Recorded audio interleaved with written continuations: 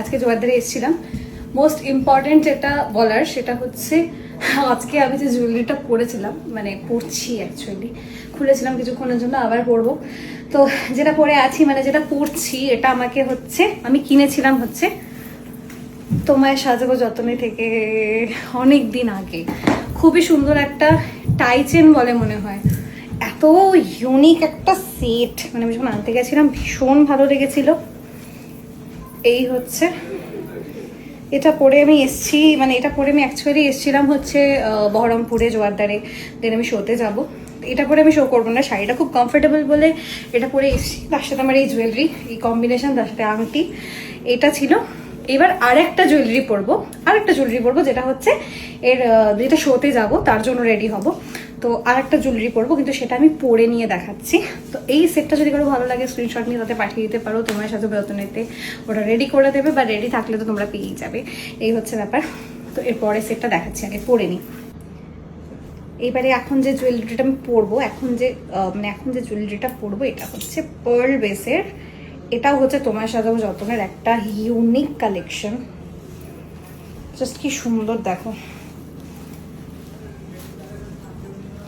আচ্ছা, শাড়িটা হচ্ছে জোয়ারদারের, আবারও বলে দিলাম, সবই জোয়ারদারেরই পরি মোটামুটি। তো শাড়িটা এগেইন জোয়ারদারের।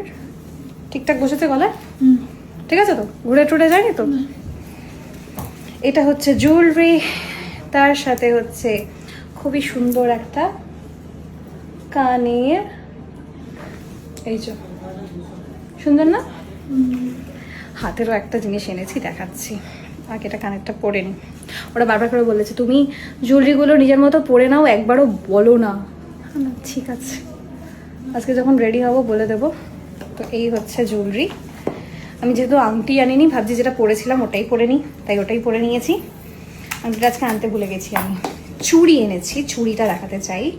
ট্যাগটাও কাটা হয়নি আমার। দেখো, লাস্ট দিন এই চুড়িটা আমি নিয়েছি।